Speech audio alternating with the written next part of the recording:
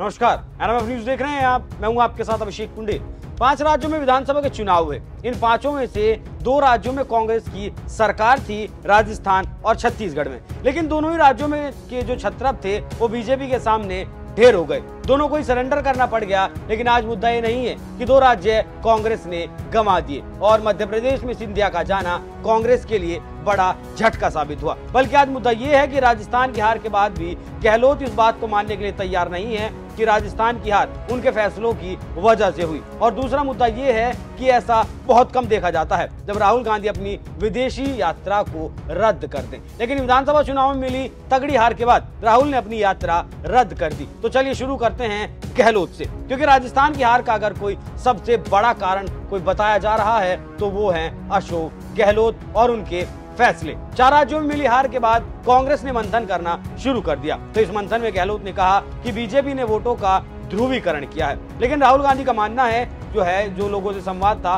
वो इस हार की कमी है। वो अशोक गहलोत के ध्रुवीकरण वाले तर्क से असहमत दिखाई दिए। गहलोत ने कहा था कि बीजेपी ने प्रदेश में ध्रुवीकरण किया, जिसके कारण कांग्रेस दूसरे नंबर पर रही।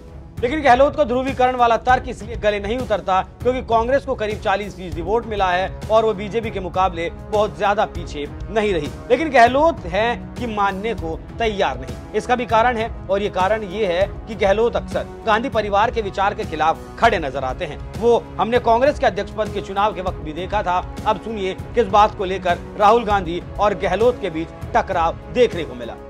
राहुल गहलोत के बीच तीखी बहस।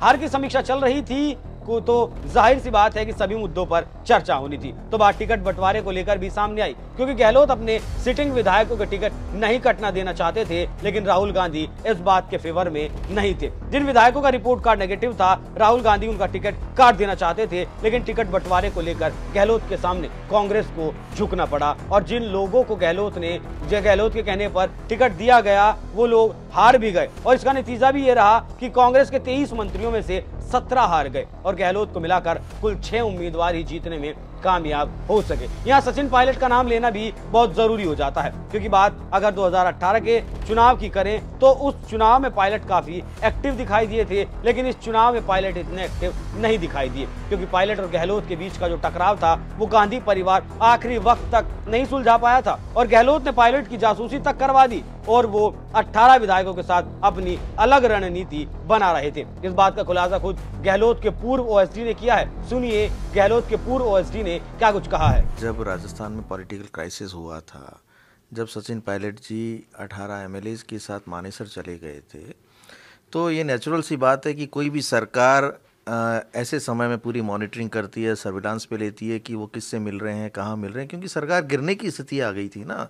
तो ऐसे समय में तमाम उन लोगों का जो उनके साथ थे, खुद सचिन पायलट जी का, उनके ऊपर पूरी मॉनिटरिंग की जा रही थी कि कौन लोग उनसे मिल रहे हैं, वो कहाँ जा रहे हैं। तो वही सारा मसला था कि उनको ट्रैक किया जा रहा था, चाहे वो सर्विलांस पे लेने की बात हो, फ़ोन्स की बात हो, कौन किससे बात कर रहा है, कहाँ मिल रहा है, ताकि आगे करेक्टिव मेजर्स लिए जा सकें। और मुझे लगता है वो सारा मॉनिटरिंग का ही परिणाम था कि कुछ लोगों को हम वापस लेके आ पाए। तो ये सारा मामला था। पीछा भी किया गया था उनका लगातार। पीछा तो मॉनिटरिंग का ही हिस्सा है कि अगर कोई व्यक्ति कहाँ ठहर रहा है, कहाँ जा रहा है, कहाँ आ रहा है, तो मॉनिटरिंग का ही हम उसको नाम देते हैं कि उसको पूरी तरीके से ट्रैक किया जाए, कि उसके हर मूवमेंट पे नज़र रखी जाए, ताकि जो भी मेजर्स लेना चाहे सरकार उस तरीके से वो आगे एक्ट कर पाए। क्योंकि जी बीच में आप सचिन पायलट से भी मिले थे, तो क्या ये जानकारी उन तक भी है? और आज चूंकि विधायक दल की बैठक थी, उसके बाद पर्यवेक्षकों से भी मुलाकात हुई, आपको लगता है कि सचिन पायलट जी ने ये बात रखी होगी? नहीं, सचिन, जब आपने आरोप लगाए थे तो उन आरोपों पर सचिन पायलट जी ने कहा था कि पार्टी नेतृत्व को ये गंभीर विषय इस पे देखना चाहिए। देखिए, पहले तो मैं ये स्पष्ट कर दूं, मैंने आरोप किसी पे नहीं लगाया। मैंने उन स्थितियों का, परिस्थितियों का चित्रण और वर्णन किया जिस वजह से आज हम अपनी सरकार को वापसी में नहीं करवा पाए या सरकार रिपीट नहीं करवा पाए।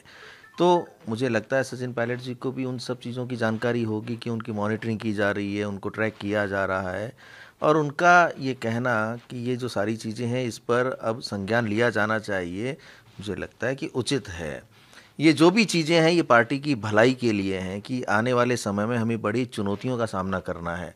लोकसभा चुनाव में हमें जाना है, तो मैं ये मानता हूँ कि युवाओं को, नए लोगों को, नौजवानों को अब प्रदेश में आगे बढ़ाने की आवश्यकता है, बदलाव की आवश्यकता है, ताकि हम मजबूती से आने वाले चुनावों में अपनी परफॉर्मेंस दे सकें। जिस विचारधारा से हमारी लड़ाई है, उस विचारधारा से हम मजबूती के साथ टक्कर ले सकें, और वो तभी संभव होगा जब ये ढर्रा बदलेगा, नयापन होगा, नौजवान लोग आगे आएंगे जिनमें कुछ करने का जज्बा है, नया जोश है, तब जाके हम अपनी उस लड़ाई को कंटिन्यू रख पाएंगे, जिसके लिए हम पिछले कई वर्षों से उस विचारधारा से लड़ाई लड़ रहे हैं। तो जैसा कि लोकेश शर्मा ने बताया कि गहलोत ने सचिन पायलट की जासूसी भी करवाई थी और हर वो हथकंडा अपनाया था जो अपनाया जा सकता था। यही कारण भी है कि इस बार के चुनाव में पायलट उतने एक्टिव नजर नहीं आए और नतीजा सबके सामने है। और इसी बैठक में बताया जा रहा है कि दोनों के बीच बहस भी हुई। हालांकि मैं पहले भी कई बार इस बात को कह चुका हूं कि गहलोत गांधी परिवार की बात नहीं मानते और हो सकता है राहुल गांधी खुश भी हों कि गहलोत हार गए, क्योंकि गहलोत का आखिरी चुनाव था और अब गहलोत की पारी लगभग खत्म मानी जा रही है। लेकिन अब जब दोनों नेता हार की समीक्षा कर रहे हैं, तब भी सिर्फ उटव्वल की खबरें लगातार सामने आ रही हैं। राहुल गांधी की यात्रा भी कैंसिल कर दी गई है